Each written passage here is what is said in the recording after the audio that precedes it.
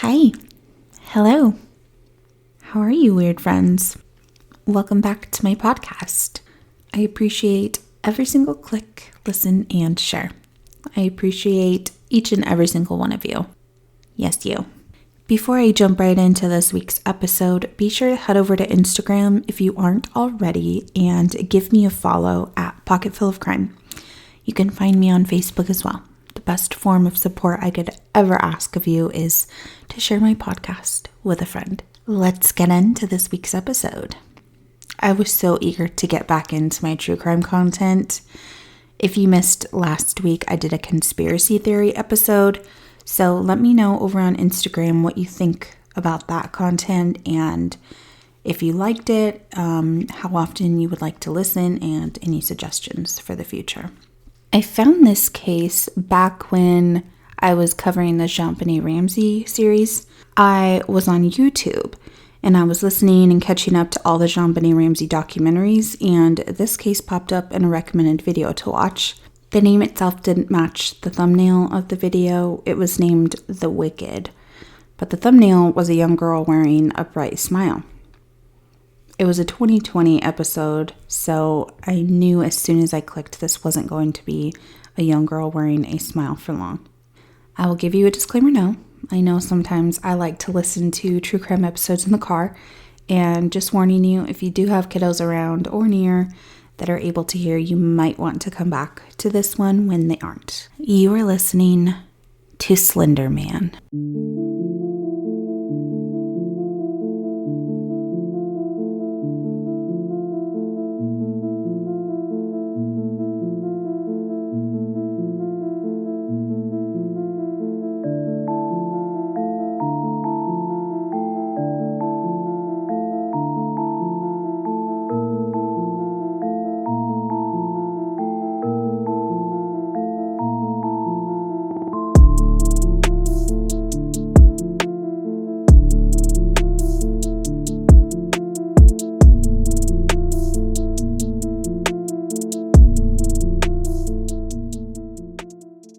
This case takes us to Waukesha, Wisconsin, part of the Milwaukee metropolitan area.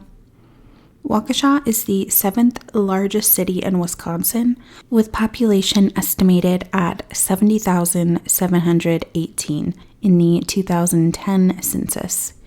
Waukesha is located right along the Fox River, and in 2006 was ranked number 36 in the Money magazine's Best Places to Live in the United States. In 2017, the average income per family in Waukesha was $81,000 per year. Median home value is $240,776. Home ownership rates are 56.3% owned, 43.7% renters, and 4.5% vacant. I thought this little fact I found was interesting. 48.5% of the homes owned were built between 1970 to 1999. Only 13.6% are built from 2000 or newer. The most expensive active listing I found was a 4-bedroom, 4-bath, 3,500 square foot home. Asking price is $825,000. It was May 30th, 2014 in Waukesha, Wisconsin. 3 12-year-old girls had a sleepover to celebrate one of the girls' birthdays. Peyton Lettner, Anissa Weiner, and Morgan Geyser. The sleepover went like many other sleepovers do. It was a Friday night. The 3 girls went to Skateland, a local roller rink, for free pizza to celebrate Morgan's birthday. The girls got back to Morgan's house for a sleepover around 9 p.m. The 3 girls went up to Morgan's room, where Morgan's mom recalls hearing laughter and running up and down the stairs. Just kids doing what kids do. No one's seen the next events I'm about to tell you coming. This is something right out of a horror movie or a fictional book. Peyton and Morgan had been friends since the 4th grade. Peyton befriended Morgan when she described her as being lonely and didn't have a lot of friends. Anissa didn't come until the 6th grade. She had recently moved and was new to the school and didn't know anybody. Morgan and Anissa struck up a friendship and shared similar interests, such as horror stories and supernatural books. The two didn't have many friends outside of Peyton and each other. The two came off weird, for lack of better words, to other students. Peyton reported not being close to Anissa herself. She stated Anissa was cruel to her and maybe even jealous Morgan was friends with Peyton. I remember being in grade school and having your small group of friends and how difficult it was to share what friends you did have with someone else. Remember I told you that Morgan and Anissa had similar interests in horror stories and supernatural fictional books? Well, Anissa was first to discover and introduce someone so sinister that would change all three of their lives forever. His name was the Slender Man. He was a fictional character created on an online forum for a 2009 Photoshop paranormal image contest. He was found on many sites and forums, but where Anissa came across him was creepypastawikia.com. Slender Man was tall, thin, and wore a black suit. His limbs and fingers were longer proportioned, his fingers almost being able to drag on the ground when he walked. He has a white, featureless face and head. No eyes, lips, nose, ears. Just a white, faceless man. It's said that he preys on children, can cause amnesia, bouts of coughing, and paranoid behaviors. He's even been drawn with tentacles coming out of his back, set to strangle his victims. Slender Man, all the children try to run. Slender Man, to him it's part of the fun. Slender Man, dressed in darkest suit and tie. Slender Man, you most certainly will die. Well, that was your daily dose of creepiness. So Slender Man became crowdsourced. So many internet stories and even news articles that were obviously fake but appeared to be real of children gone missing. People were drawing pictures of him, photoshopping images of him, and even a video game named Slender was released.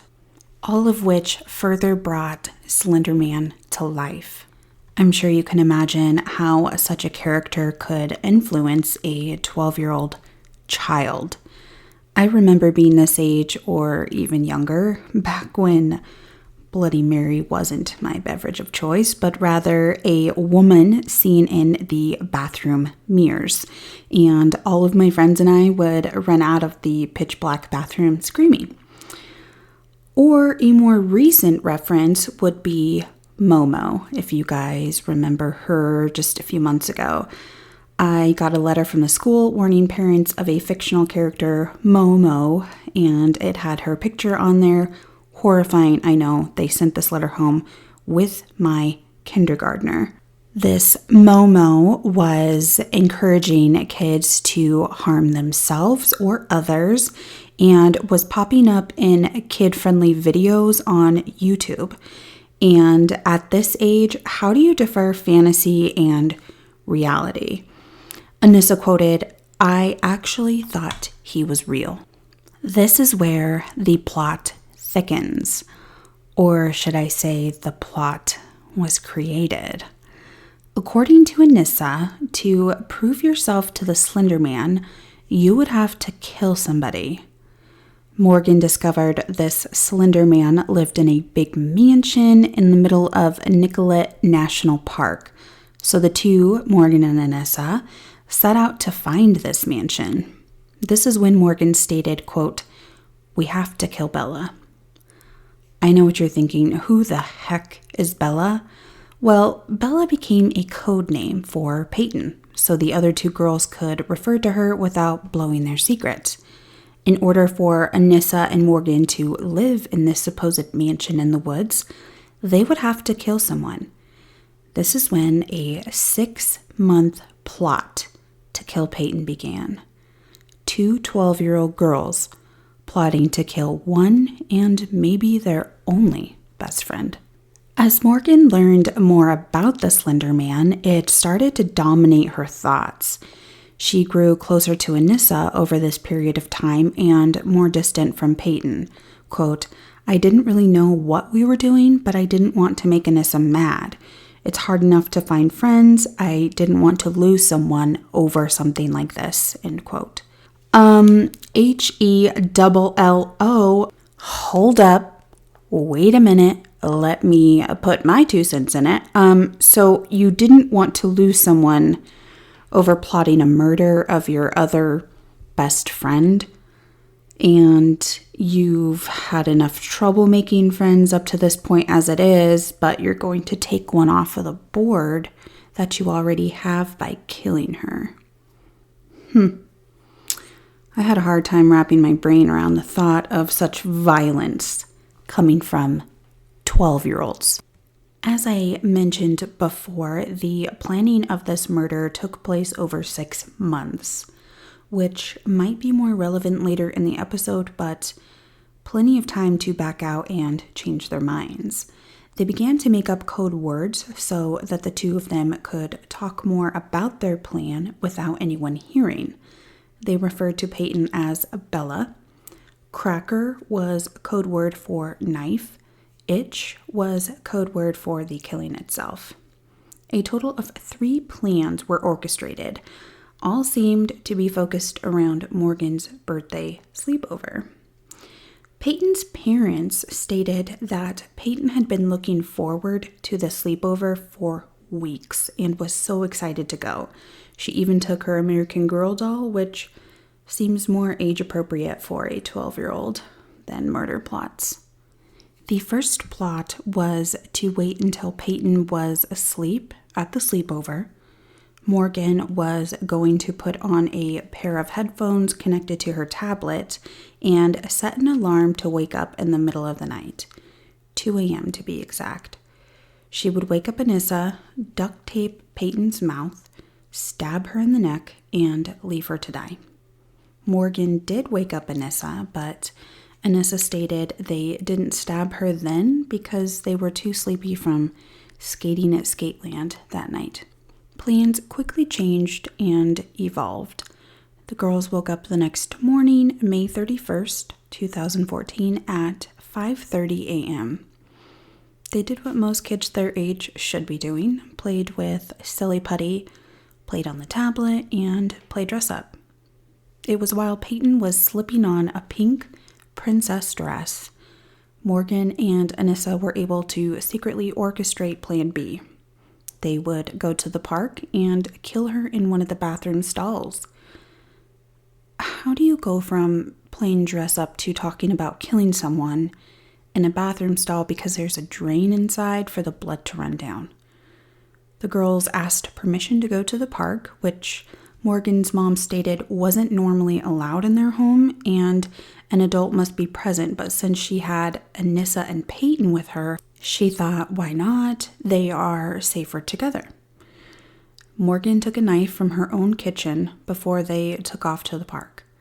In police interrogation footage, Morgan stated Anissa grabbed the knife from the kitchen and carried it in a backpack, while Anissa stated Morgan had the knife and even secretly lifted up her shirt to expose the knife tucked into her waistband to Anissa without Peyton noticing. On the walk to the park, police asked Anissa what was going through her mind at the time, and she stated, quote, "Dear God, this is really happening." Sounds like a little remorse coming through. Once again, another opportunity to call it off and to not go forward.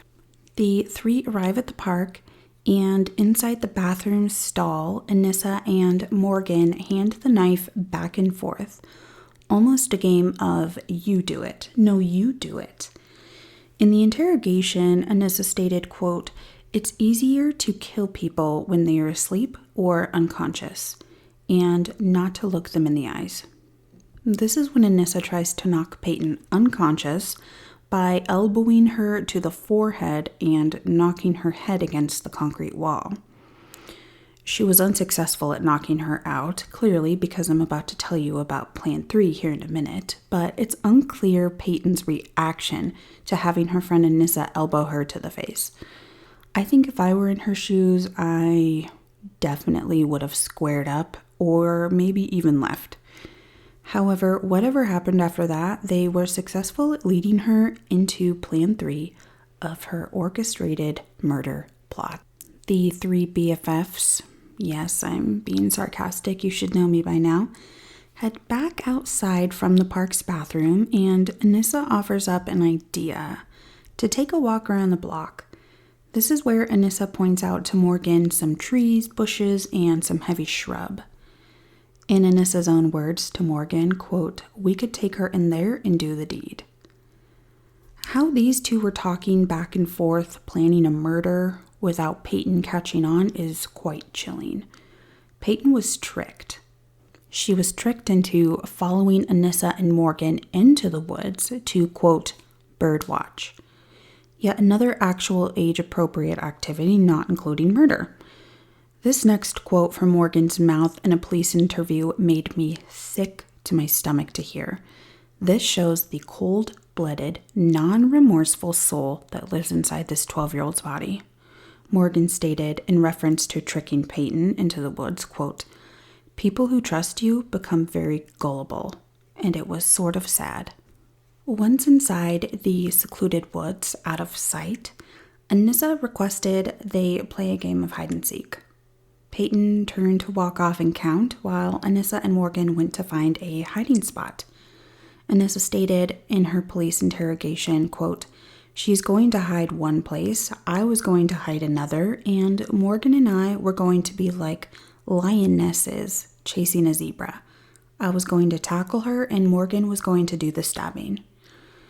All of which she spit out with no emotion, no sense of the seriousness of what she just admitted to. Anissa passes the knife back to Morgan. Remember, they exchanged the knife back and forth inside the bathroom. Morgan accepts the knife and duty to do the stabbing, but only if Anissa counts down and tells her when to go. Anissa walked away from Morgan about 5 feet and yelled, "Now. Go ballistic. Go crazy. Make sure she's down." An investigator questioning Morgan asked Morgan what she did next following Anissa's command. Her answer was, quote, "Stab, stab, stab, stab, stab."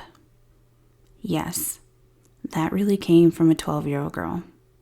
Peyton was stabbed 19 times and left for dead by her two friends she thought she had and trusted. She had stab wounds to her arms, legs, chest, and abdominal area. In Anissa's words, she stated, quote, "The whole time, Peyton screamed in agony." Anissa told investigators what Morgan said while she went after Peyton, quote, "Don't be scared, I'm only a little kitty cat." Morgan jumped on top of Peyton and began to stab her repeatedly. Peyton attempted to stand up, but she couldn't. She couldn't walk. She kept repeating she couldn't see and couldn't breathe. Anissa and Morgan left Peyton to die, lying to her, telling her that they would go get help. They didn't go get help. They wanted her to die. They planned 6 months for this moment. I will spoil it and give you the happy ending now. Peyton survived, miraculously. In an interview she gave to 2020, she told her story of getting up, stumbling out of the woods while losing blood, until she spotted a patch of grass to lay down. It was by the grace of God, a cyclist riding a blocked-off trail spotted Peyton lying in the grass, bleeding. He immediately called 911. Officer Dan Klein was first to the scene. He asked Peyton, "Who did this to you and where did this happen?" Most victims don't get the ability to name off their attacker, but Peyton found the strength to answer the officer. "My friend Morgan, and in the woods." Paramedics arrived and rushed Peyton to the hospital. They had no time to waste. Officers now had two duties: alert Peyton's family of her condition and whereabouts, and to locate these two girls who just stabbed their best friend and left her for dead. Peyton's mom arrived to the hospital just minutes before Peyton was taken to surgery. She described Peyton's condition being covered in stab wounds, and she was scared. Nurses were counting the stab wounds, ensuring they didn't miss one single wound. They counted all the way up to 19. Peyton's mother was astounded. Who did this? How did a 12-year-old do this to her daughter, and why? The surgeon treating Peyton said if the chest stab wound would have been a width of a human hair deeper, she would have died. Meanwhile, police were on the hunt to locate the other two girls. Authorities visited each of the girls' residents in hopes to find them. Morgan's mom, the house hosting the sleepover, she stated getting a knock at the door from authorities dressed in riot gear. Not knowing of her daughter Morgan's whereabouts since leaving for the park that morning, the officers searched the house. Over at Anissa's house, officers had no luck locating the girls either. They did find Anissa's mom, who frantically thought her daughter was missing because the police didn't reveal to the parents which of the girls were injured, just that they were trying to locate all of them. Anissa's mother searched her daughter's iPad for any clues, but only found a disturbing message that looked like a goodbye letter. The tension in the room went from missing to runaways. Still the same day, March 31st, 2014, around 2:53 p.m., the authorities were able to locate Anissa and Morgan. They were found on the side of Interstate 94, just sitting on the side of the road. Police discovered, along with the two girls, a backpack packed with clothes, granola bars, water, and pictures of family and siblings. By the time the girls were located, the girls had walked 5 hours and were able to make it to the north end of the city. Both girls were detained and taken to the station for interrogations. Parents of both girls were notified and aware of police interrogations since under the age of 18. Neither sides asked for lawyers to be present. A parent could have been present during questioning, but investigators stated children tend to be more truthful when not pressured by parents being present. The girl's demeanor was described as calm and meek. Video footage of Morgan shows her alone in the interrogation room, dancing and singing to herself, all while wearing her best friend's blood. Anissa had a blood stain on her black shirt visible to investigators. She had actually worn two shirts, a white shirt under a black long sleeve that had blood stains through both layers. Pictures were taken for evidence. Morgan even asked investigators, quote, "What happened to Bella? Is she dead?" Followed by, "I was just wondering." There was absolutely no remorse, shame, or emotion on either of the girls' faces. Anissa was more willing to offer up exact timeline and details, while Morgan had a lot of holes and discrepancies in her story, using a lot of "I don't knows" and "I thinks." She even made the comment, quote, "This is going to get me arrested, isn't it?" Anissa Weiner was charged with being a party to attempted second-degree homicide. Morgan Geyser was charged with attempted second-degree murder. They were both charged as adults. There is a lot of conflicting opinions based on being tried as an adult when you are 12 years old. I, for one, want to voice my opinion. If you commit an adult crime, you should be charged and sentenced as an adult. This is attempted murder. This isn't stealing candy from a gas station or skipping curfew. Anissa pled guilty but entered an insanity plea. She was sentenced 25 years to life in a state psychiatric institute. Morgan was sentenced the maximum 40 years to life as well to serve in a psychiatric institute. Once in custody, Morgan was actually diagnosed with early onset schizophrenia.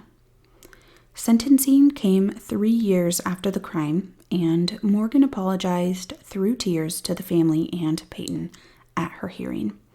The actual creator of Slender Man, Eric Knudsen, issued a statement, quote, "I am deeply saddened by the tragedy in Wisconsin, and my heart goes out to the families of those affected by this terrible act." Creepypasta Forum also acknowledged their sympathy and reassured they do not condemn or encourage violence. The town of Madison, Wisconsin held a Bratwurst festival to honor Peyton just days before her return to school.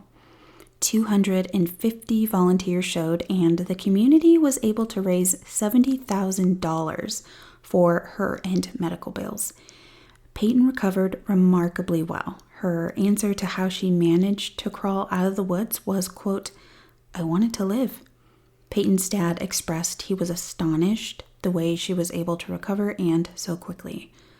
More than 10,000 Purple Hearts with words of encouragement were sent to Peyton from all over the nation during her time in recovery. Peyton is able to walk with limitations due to breathing struggles. The wounds are deeper than just the scars. It's a sad reality that Peyton will most likely suffer from PTSD. She will struggle with putting her trust in people and especially friends.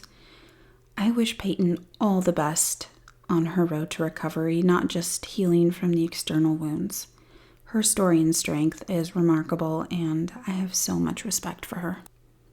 On the flip side of that, Anissa and Morgan at the Psychiatric Institute are able to file periodic petitions for release every 6 months, only if supported by treatment staff. The girls are required to follow a treatment plan and/or medication protocol. However, a judge would still have to approve the release if the petition was approved and taken before a judge. There is a Facebook support group named Support Morgan Geyser, arguing she never belonged in adult court. She was a child, and a mentally ill child at that. This brings me to my near conclusion of this episode. This brings awareness to a much bigger issue. How are these sites and content affecting our children? These fictional creatures are highly influential, and what should we do to better prepare to prevent these situations from happening? I can't stress enough. Be aware what you give your child access to. Monitor internet access very closely. Set age-appropriate rules and guidelines. Always make sure internet access is in a designated area to monitor and not in a private area of the house you aren't able to watch closely. It is recommended any child under the age of 14 is monitored closely, but I'd argue children of all ages should still be monitored. Children with mental health conditions are extremely susceptible and vulnerable to these fictional creatures and the deep dark web. Stay in tune with your child. Ask questions, have those uncomfortable conversations, talk openly, and be honest about these issues and reassure them these creatures are not real. Always, periodically, if not always, review your child's browser history. I myself, as a mother, had to have a conversation with my kindergartner when she was sent home with this letter from the school informing us parents of Momo. I knew about Momo. I have social media. She was everywhere. Everyone was talking about it. However, I thought the best route was to avoid it, to not expose her to Momo if I didn't have to. But I quickly was forced to when she came home frightened by this letter that the teachers asked her to put in her backpack and bring home to me with a picture of Momo's very creepy face on it. So have those conversations with your kid. Internet is not a babysitter. You are the parent. It is up to you to closely watch what you are exposing them to. It is in your hands. With the tech-savvy world that we live in, it is so easy for them to stumble upon things that they cannot unsee on these technology devices. That wraps up this week's episode. Thank you for listening if you have made it this far. If you like my podcast and content, I ask you kindly to share with a friend. I am curious your opinion on sentencing and charges as an adult or a child in this case. Go drop me a comment on Instagram or Facebook. Join me next Wednesday for my newest episode. Until then, stay weird, my friends. Oh, and one more thing. Hi, Mom, and happy birthday, Leslie.